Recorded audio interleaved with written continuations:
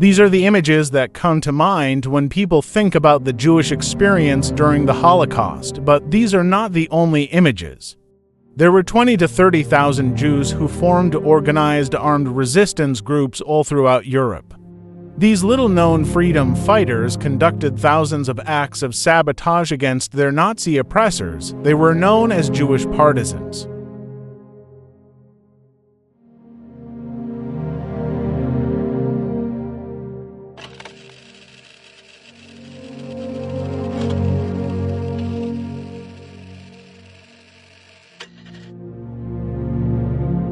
In the forests of Eastern Europe, tens of thousands of Jews took up arms.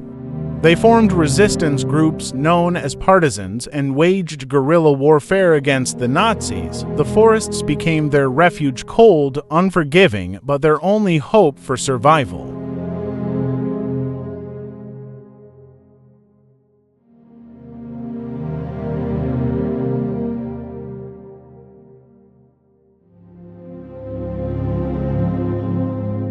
Their missions were dangerous, their weapons scarce. But they fought on, knowing that failure meant death. Every night brought new dangers. Their greatest ally was the darkness, but even the moonlight could betray them.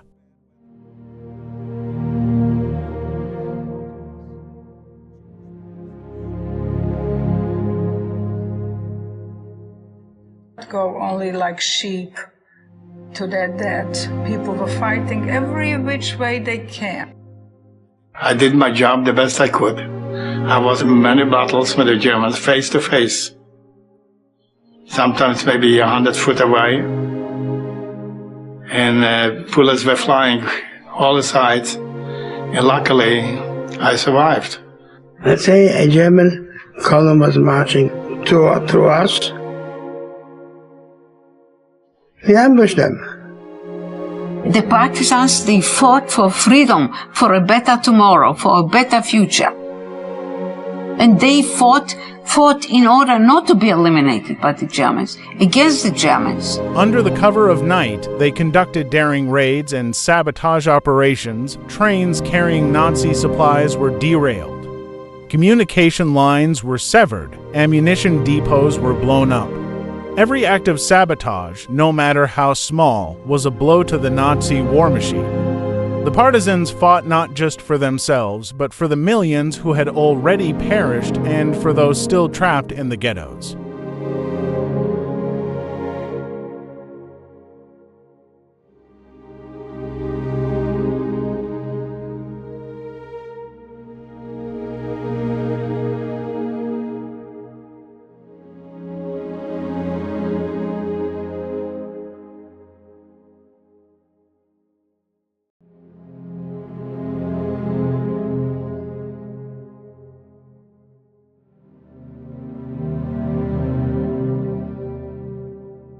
Life in the forest was brutal. The winters were harsh, food was scarce, and they were constantly hunted by the Germans.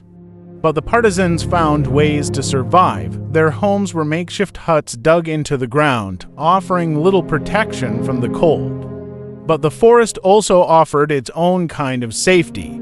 It shielded them from the eyes of the enemy, gave them a place to hide, and allowed them to regroup for the next attack.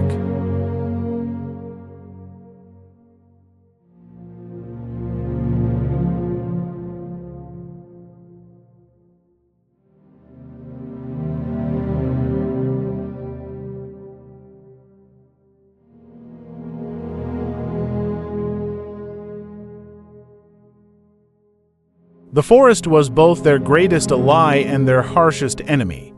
It provided shelter, but it also isolated them. And every step could be their last. The partisans' acts of sabotage were often small but devastating to the Nazi regime. They blew up train tracks, ambushed supply convoys, and destroyed anything that could help the Nazi war effort.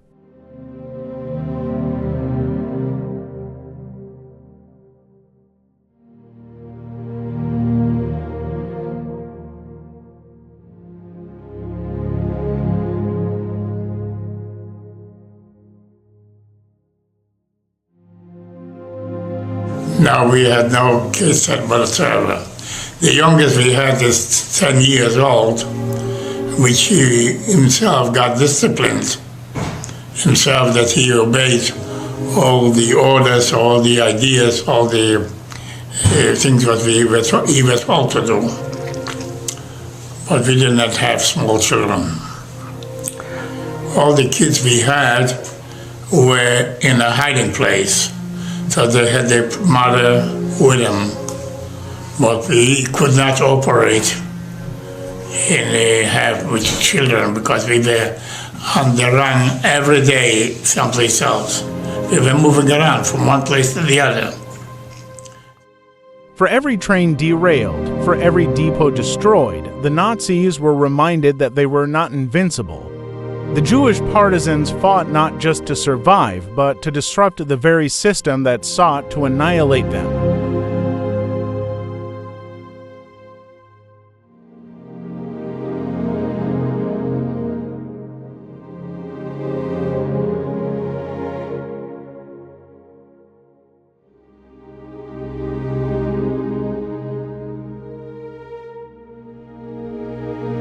Their bravery has often been overshadowed by the larger story of the Holocaust. But the Jewish partisans were more than just survivors. They were fighters, rebels who refused to accept their fate. Many of them never lived to see the end of the war. But their legacy lives on. They are a reminder that, even in the darkest of times, the human spirit can rise and fight back.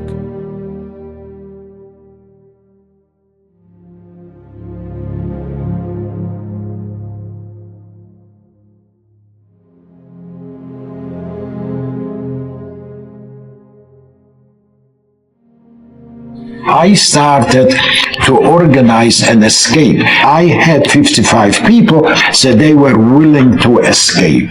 From the 55, 30 were killed. 25 made it into the woods. Without a forest, we couldn't survive. The trees, the sky, the pine needle ground were our summer home. The underground hut was our winter home. We're dealing with friendly and unfriendly peasants. The friendly peasants supported us with food and with ammunition. The unfriendly peasants had no choice. We would get in at night, pick up the prepared food orders that were prepared for the Germans, and leave receipts. The partisans were here. The moon was our biggest enemy, because if there was a moon night, because in day we couldn't go, in night. If there was a moonlight night, we could move. So the night, blizzard, heavy snow, heavy rain, this was our friends.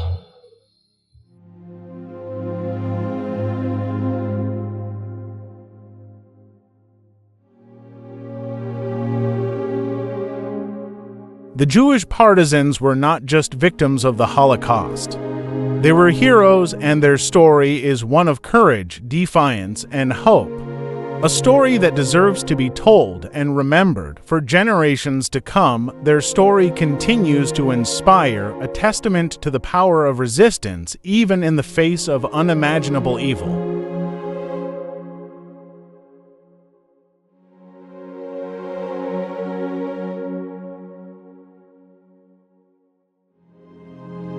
They were known as Jewish partisans.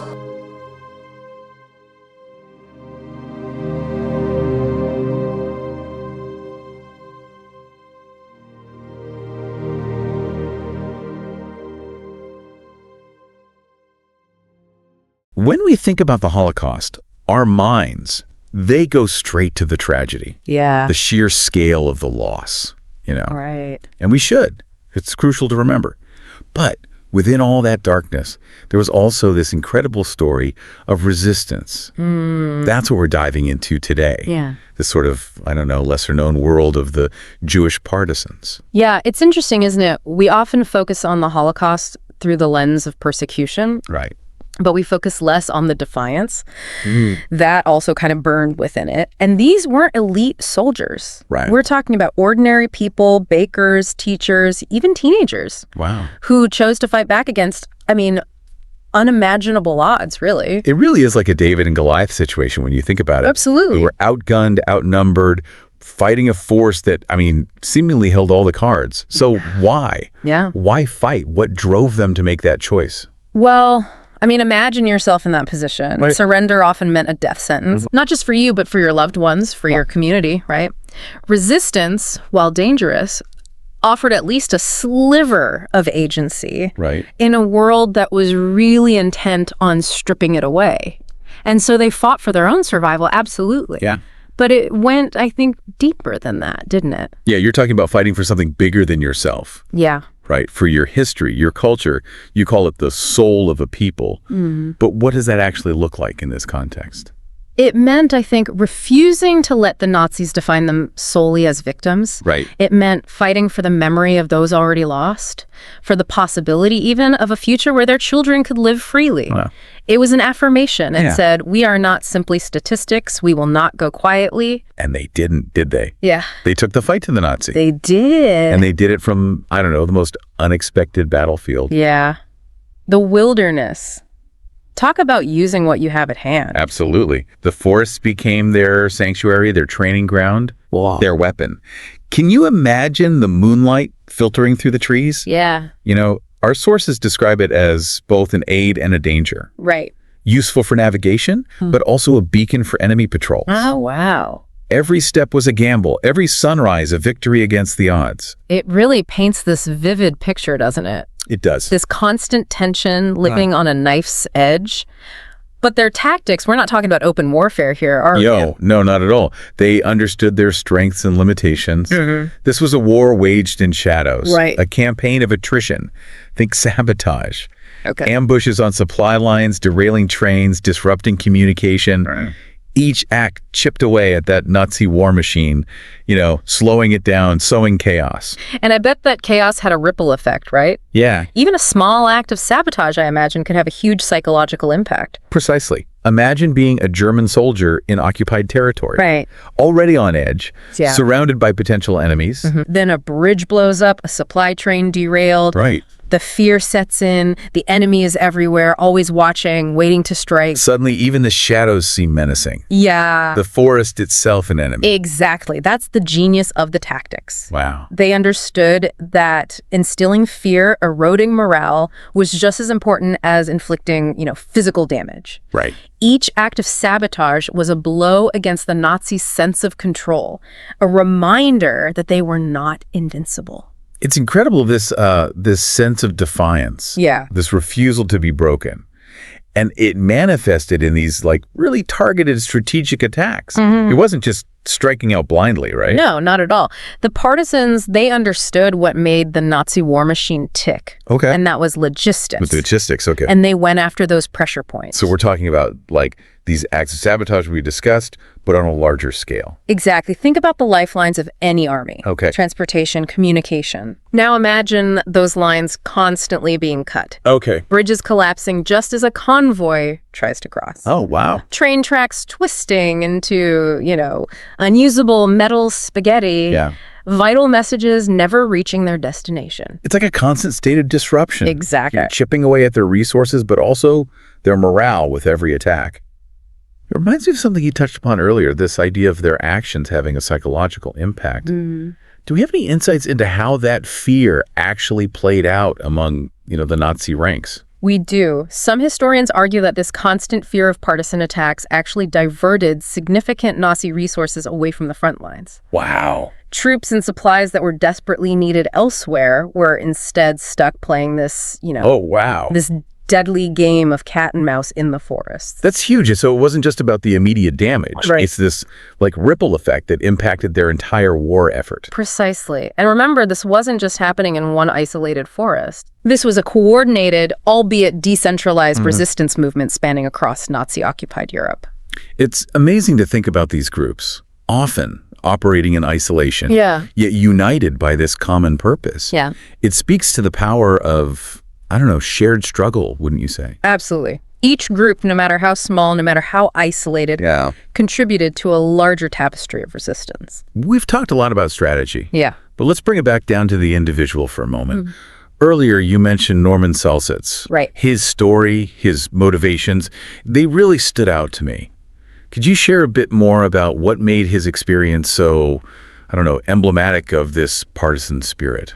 Norman's story is, I think, a powerful illustration of how personal loss can be channeled into this burning desire for resistance. Right. He wasn't a soldier. Yeah. He was a teenager when the Nazis invaded Poland. Yeah. And he witnessed firsthand the brutality inflicted on his community, including murder of his own father. It's hard to imagine the emotional toll, the anger, the grief, this burning need for justice. Absolutely. It's just, wow. And for Norman, justice meant fighting back. Okay. He joined a partisan group and quickly proved himself to be, a resourceful and fearless fighter. Wow.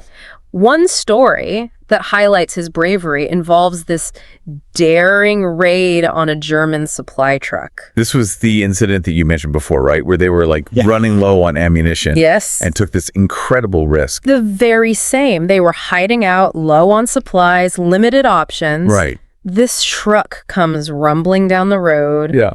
It was a target they simply could not ignore. Talk about a high-stakes gamble. But they pull it off, right? They do. They ambush the truck, manage to overpower the German soldiers. Wow. And they make off with a cache of weapons and ammunition before reinforcements could arrive. Wow. It was a testament to their courage, but also their tactical ingenuity. Yeah. They used their knowledge of the terrain, their ability to blend in, to strike a blow that resonated far beyond that isolated road. It's remarkable, isn't it? Yeah. They weren't trained soldiers. Right. Yet they managed to pull off these daring raids with such precision, such courage. And to think that truck raid wasn't an isolated incident. Right. Across occupied Europe, similar stories were playing out every day. Wow. These acts of defiance, both big and small, Yeah. painted this powerful picture of resistance. Yeah. Against a seemingly insurmountable force. Absolutely. It makes you wonder, where did they find that strength, that resilience? Right. Especially given the conditions they were facing. Yeah. I mean, we've talked about the fighting, but what about the day-to-day reality? Right. Living in the forests, constantly on the run. This wasn't a comfortable camping trip. Right. We're talking harsh winters, Yeah. meager rations, the constant threat of disease, and that psychological strain of always being hunted. Yeah. Always looking over your shoulder. Exactly. It's a testament to their spirit that they not only survived, but thrived enough to resist. It's humbling. Yeah. To think about what they endured, the sacrifices they made, not for glory, Right. not for recognition, but simply for the right to exist. Absolutely. And let's not forget, their fight wasn't just about their own survival. Yeah. Many partisan groups also took on this immense responsibility of protecting others who were vulnerable, escaped prisoners, families fleeing the ghettos, anyone seeking refuge from this, Nazi reign of terror. It adds another layer to their story, doesn't it? It does. This sense of, shared responsibility of fighting for something so much bigger than themselves. Absolutely. They were warriors, yes, but they were also rescuers, caretakers, Right. beacons of hope in a world that was rapidly descending into darkness. We've covered a lot of ground today. We have. From their motivations to their tactics, their impact, the sheer will to survive. But as we wrap up, I'm struck by this. Amidst the horrors of the Holocaust, the Jewish partisans found a way to not only resist, but to choose hope. Hope. That's a powerful message. It's a powerful message. And their story, it reminds us that even in the face of, unimaginable evil, the human spirit can endure. Yeah. It can resist and, yes, even find hope. Yeah. And the legacy of the Jewish partisans, it lives on as this testament to that enduring strength. It's a legacy that challenges us to confront injustice. Right. To never take our freedoms for granted. Yeah. And to remember that even small acts of defiance can have a profound impact. Beautifully said. Thank you. And on that note, we leave you with this thought. What would you have done? Could you summon that same courage, that same unwavering spirit, if faced with such, impossible choices? The tough question. It is a tough question and one worth pondering. Absolutely. Until next time, keep diving deep. Keep diving